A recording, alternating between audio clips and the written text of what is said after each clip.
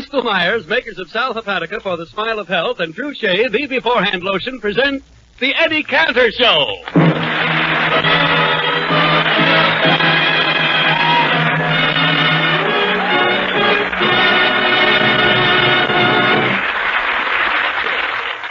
Ladies and gentlemen, please listen for an important announcement at the closing of this program. And now, while Nora Martin, Leonard Seuss, and I sing, I'm beginning to see the light.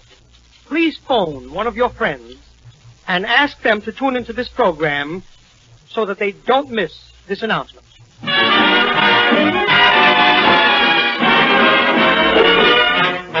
I never cared much for moonlit skies. I never winked back at fireflies. But now that the stars are in your eyes, I'm beginning to see the light. I never went in for afterglow or candlelight on the mistletoe. But now when you turn the lamp down low, I'm beginning to see the light. Used to ramble through the park, boxing in the dark. Then you came and caused a spark. Set the floor on fire now. I never made love by lantern shine. I never saw rainbows in my wine. But now that your lips are burning mine, I'm beginning to see the light. And now the young man with the horn, Leonard Seuss.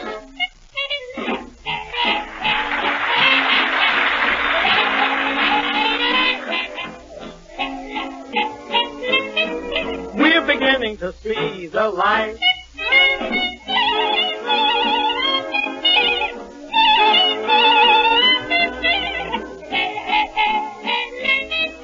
We're beginning to see the light. Used to ramble through the park, boxing in the dark. Then you came and caused a spark. Hey, 1, 2, 3, 4, well, I'm fire. I never made love by lantern shine. But now that your lips are burning mine, I'm beginning to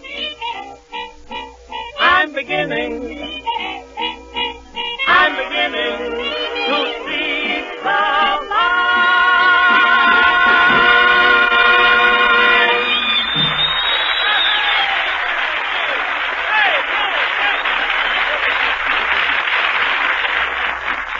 Ladies and gentlemen, last week Charles Boyer was invited to stay at Eddie Cantor's house while his own was being redecorated. Mr. Boyer said he would stay only a fortnight, which was fine with Eddie, but it's now already a fifth-nit going on a sixth-nit. Well, Eddie's having a little trouble. We find Eddie now in the kitchen with Ida discussing their star boarder.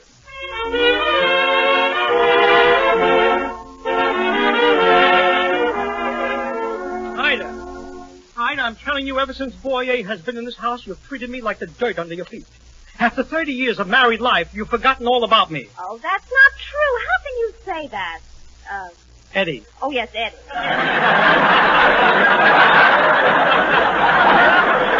Now, stop pestering me. I'm trying to fix breakfast. Breakfast, huh? Frog's legs again. Now, dear, Mr. Boyer is your guest. Yes, but every day since he's been here, we've had frog's legs, 3 times a day. Before he came, I used to walk up the stairs. Now I hop up. Look at me, a Popeye pogo stick.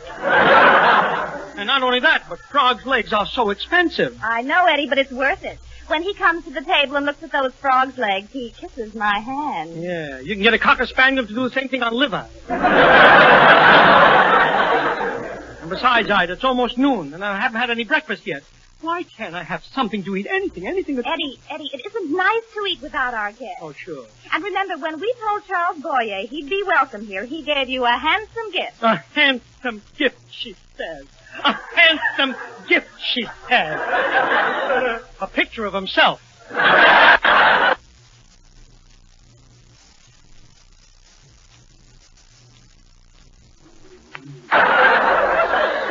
And that's another thing, Ida.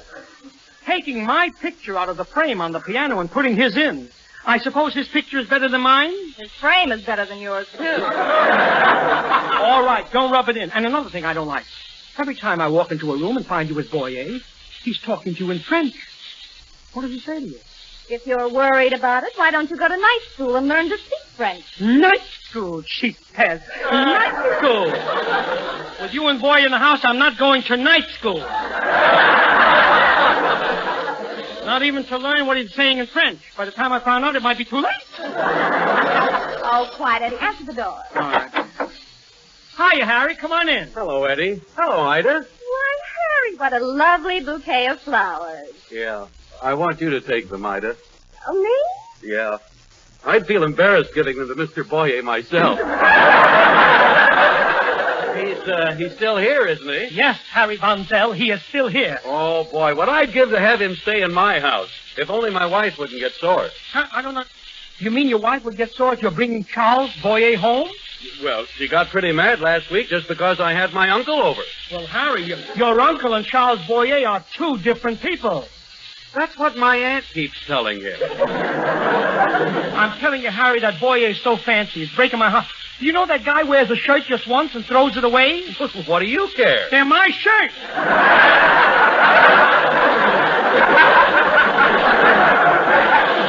Why, that's terrible, Eddie. Can't you get rid of it? Can I get... How? Tell me, how can I get rid of him? Listen, Eddie, with a man like Boyer, you have to know how to handle him, you see? Yeah. You have to have the right approach. Use finesse, savoir-faire. Savoir-faire. What do you suggest I do? Throw the bum out. Harry, you don't talk that way to a sophisticated man like Boyer. And everybody waits on him around here. Here it is almost noon. I haven't eaten, Harry. And if I wake him up, Ida will kill me. I know she'll kill me. Oh, well, look, Eddie, maybe we can wake him up and make it look like an accident. How? Well, you know, start an argument and scream at each other or something. Yeah, look. Just pretend that you're not satisfied with the salary I'm paying you and yell at me about it. Yell. That's good. Here goes. Now you listen here, Eddie. Yeah, what do you want? I think I'm entitled to more money. And if you don't give it to me, you're a cheap, sizzling, conniving, penny-pinching, broken-down comic.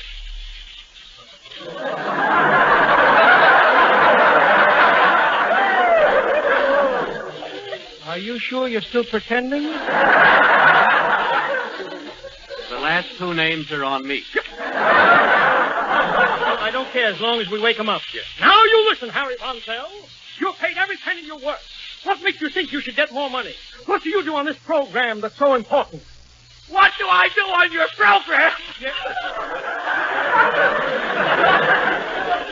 While you're making people feel bad with your rotten jokes, I tell them how to feel better faster with Sal Hepatica. All right, but without you, people know that Sal Hepatica will make them feel better faster. Yes! But there are still a few people who don't know it, perhaps. And I tell these people that when they wake up in the morning feeling sick and headachy due to the need of a laxative, they can feel better faster by taking a glass of sparkling Sal Hepatica. And that's what I do on the program. Is that all? No! I tell them that Sal Hepatica taken then brings quick, gentle relief, usually within an hour, and that they don't have to risk feeling miserable all day waiting till night to take a laxative. That's what I tell them among the many other things I do. What other things, Harry? Name one! Well! Is this loud enough? Well, after I tell them how Sal Hepatica brings quick, gentle relief, I also let them know that sparkling Sal Hepatica has another advantage. It helps sweeten an upset stomach by helping to reduce excess gastric acidity. All right, Harry. You tell the people all about Sal Hepatica. Well, I do more than tell them about Sal Hepatica. I tell them where to get it and how to take it. And I tell our listeners that it's wise to get a bottle of Sal Hepatica and keep it handy. And to remember this caution, use only as directed. Then whenever you need a laxative, morning, noon, or night, see how much faster you feel better when you take gentle, speedy Sal Hepatica. And you don't want to give me a raise! No! Nora Martin sings Meredith Wilson's Iowa. Iowa, it's a beautiful name when you say it like we say it back home. It's a robin in the willows. It's the postmaster's friendly hello. Iowa, it's a beautiful name. You'll remember it wherever you roam. It's the sumac in September. It's the squeak of your shoes in the snow. It's the Sunday school and the old river bend songs on the porch after dark. It's the cornerstone and the penny discard. You and your girl in the park. Iowa, it's a beautiful name. When you say it like we say back home, it's a promise for tomorrow and the memory of long, long ago.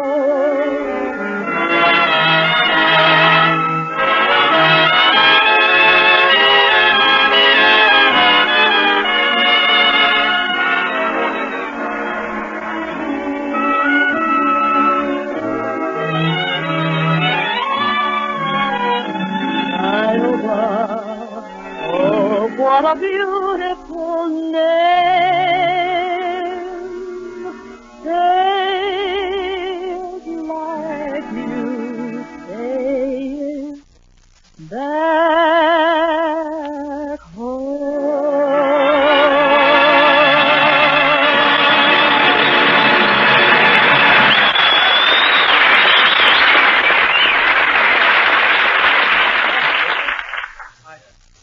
Ida, can I just have a little something to eat now, please? Now, Eddie, you can be polite enough to wait until your guest, Charles Boyer, comes to the table. But, Ida, not eating can make me sick. In fact, I was just looking at my tongue.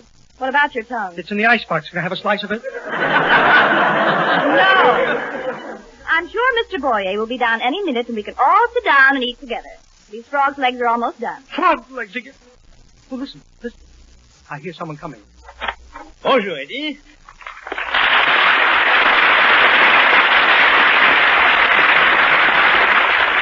Oh, Charles, I'm so happy to see you. You have no idea how happy I am to see you. Oh, Eddie. Call me Ingrid. But you are so affectionate to me. And just when I felt I had worn out my welcome, I think I stay another month.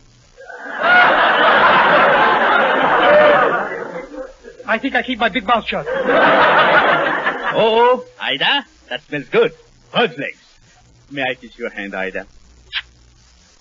May I kiss your hand, too, Ida? You want to kiss my hand, Eddie? Yeah, the one with the gravy on it. I'm starved. Pretty I am. What is that? The clock. It's 12:15. Aha, the clock says it is time for lunch. Yeah. Time for lunch, huh, Charles? Time for lunch, huh? Yes, the clock says it is time for lunch, but I do not eat by the clock.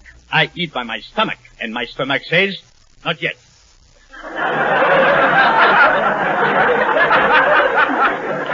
Huh?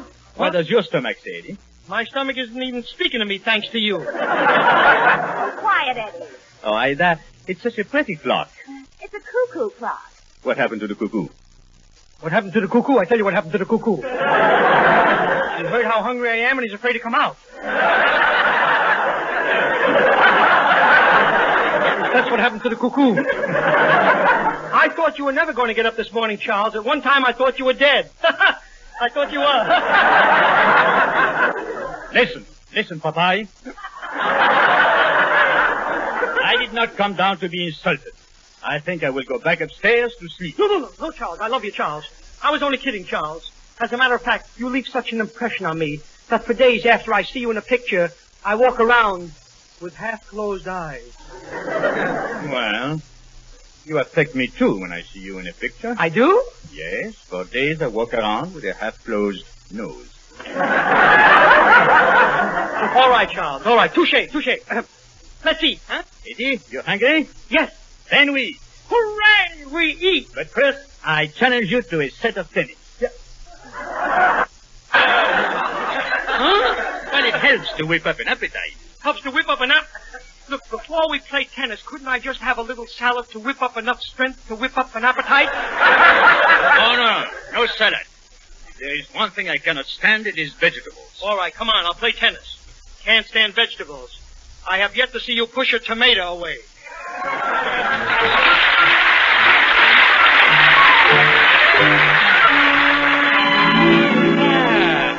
Well, Eddie, that set of tennis was wonderful. Yeah.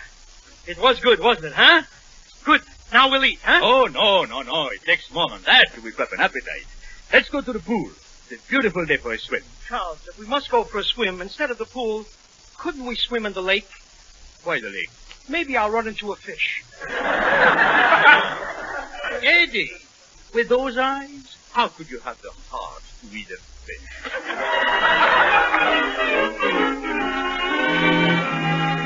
Come, we whip up an appetite.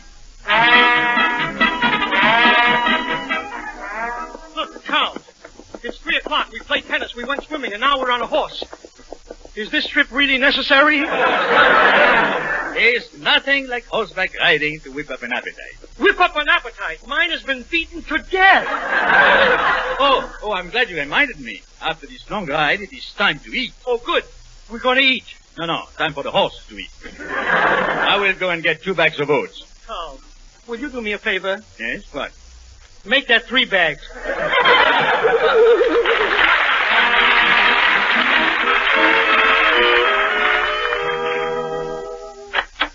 Well, Eddie, I'm glad to see you and Mr. Boyer back. You've been gone 4 hours. Look, Ida, we've had tennis, swimming, and horseback riding.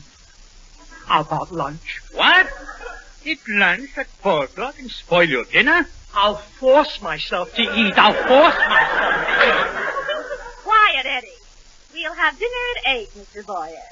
Oh, by the way, Eddie, I know you were disappointed at dinner last night because the frog's legs were so small. Yeah. So for tonight, because you are my friend, I went out and got a 2-pound steak. A steak, Charlie?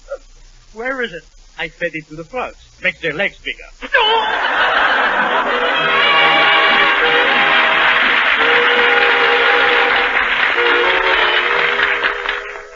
7:15, Eddie. Where is he? He's upstairs, Harry. He'll be down at 8 o'clock for dinner. I still haven't had my breakfast. I haven't eaten since I left Gus Edwards. I know. I'm hungry, too. And was my baby starved? I'd have just took him up his bottle of milk. Your baby is upstairs with a bottle of milk? Yeah, why? Oh, nothing.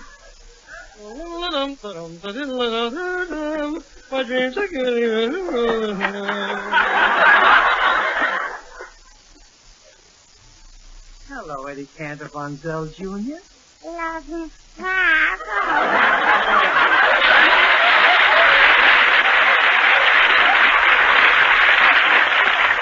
Look, kid, I hate to do this, but I'm weak from hunger. I'm sick from hunger. Give me that.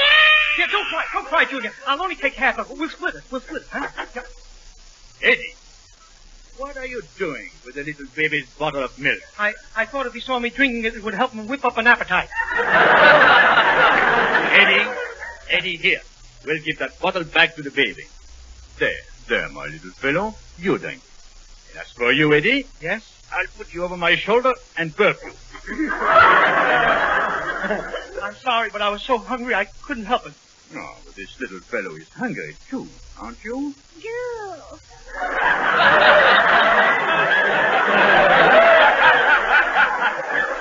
Goo la la.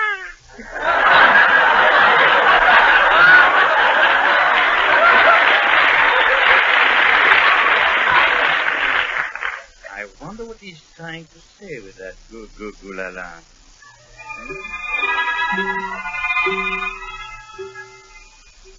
Goo. Goo. I've heard of taking candy from a baby, but stealing milk. Papa, at his age, a juvenile delinquent. That boy, he's cute. He returned my milk. Gee, if he left me alone with Popeye, I wouldn't even get a nipple back on the bottle. Popeye says the reason he took my bottle, he was weak from hunger. He was sick from hunger. No matter how you look at it, Popeye is from hunger. Well, I finished my milk. Medical authorities say from the cut of the cow comes congealed cultures, culminating in a calcium conducive to cranial construction. No other baby can make that statement.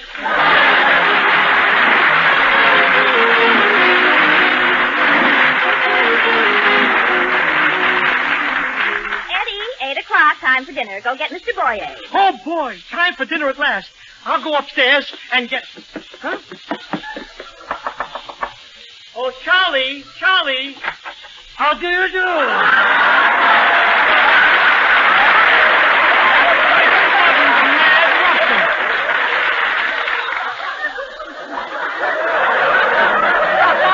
A fine-looking balance.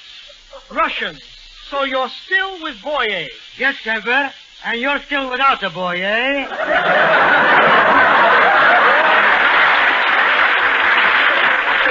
Yes. I'm still without a boy, and I'd like to be without Boyer. Russian, what would you do if a man came into your house and your wife paid so much attention to him she wouldn't even talk to you? Same thing happened to me. Same thing happened to me once. Yeah? So immediately, I went to the man and gave that low-down, rotten heel exactly what he deserved. What? My wife.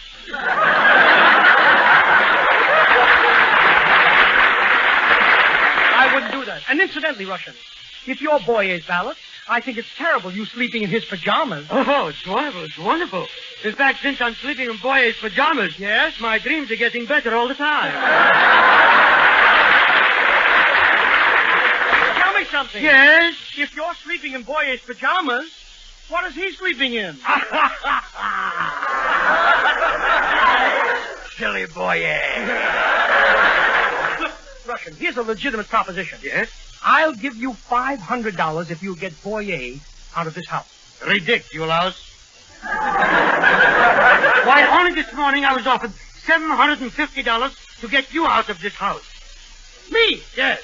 Anybody who would pay you money to try and get me out of my own house must be a miserable, contemptible, low-down ingrate. That's no way to talk about either. Ida!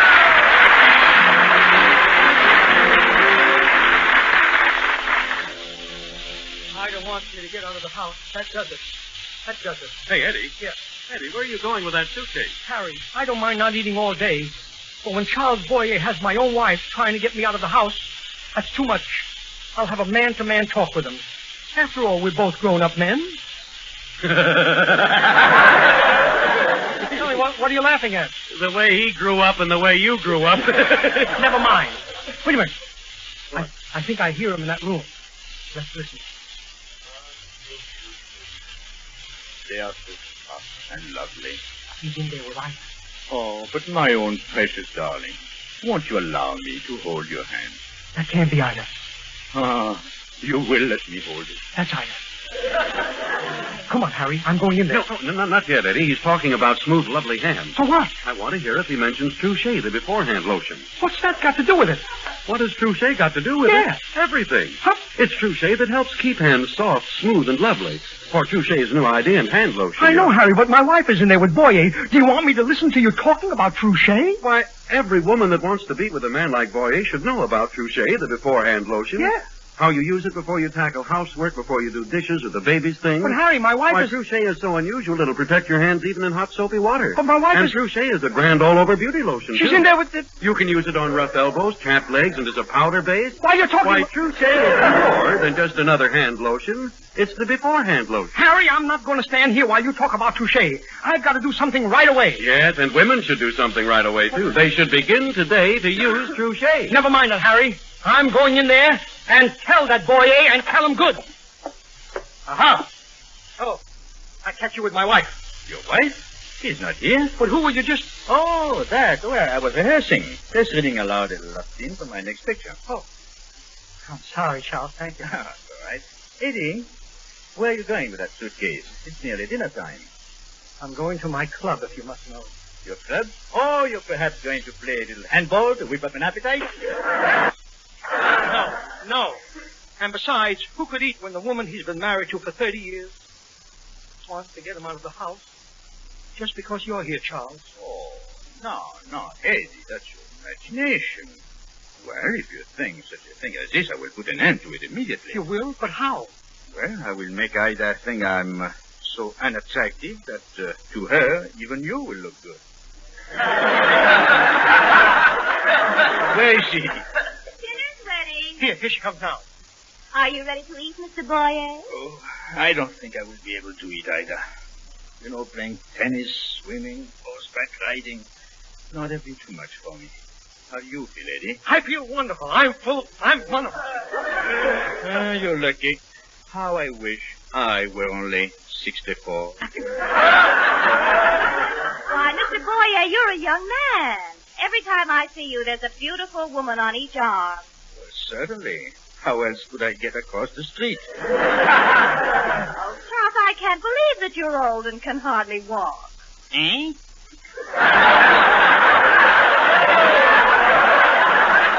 Don't tell me you can't hear. You must be fooling. Eh? You must be fooling. Who is drooling? There, Ida. Now I guess you know who you belong with, huh? Well, Eddie, I'm quite surprised. See? I never realized it, but compared to him, you're a young man. I'm just a kid. You have youth, vigor, vitality. Yeah. So you can get along, but poor Mr. Boyer, he needs me. He needs you? Yes. Ida, carry me to the transfer.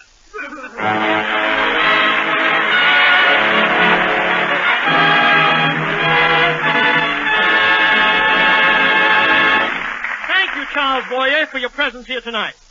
Ladies and gentlemen, in the sincere hope that the high school students of America have an answer to the most perplexing domestic problem of our time, we are beginning tonight a contest for the best essays on the subject, juvenile delinquency, its cause, and solution.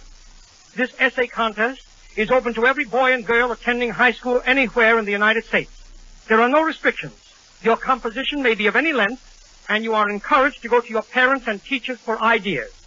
I believe that youth itself may find the answer to this problem. Therefore, for the best essays on the subject, juvenile delinquency, its cause and solution, I will award the following prizes. First prize, a $1,000 war bond. Second, $750 in war bonds. Third, a $500 bond. And to each of the 3 high schools represented by the winning essays will go special awards. In case of a tie, duplicate prizes will be awarded, and the decisions of the judges will be final. The judges are J. Edgar Hoover, Director of the FBI, Nicholas Murray Butler, President, Columbia University, and Dr. Robert G. Sproul, President of the University of California. All entries must be received before midnight, April 27th. The names of the prize winners will be announced on our broadcast of May 2nd. Address your essays to Eddie Cantor, Beverly Hills, California. Good night, everybody.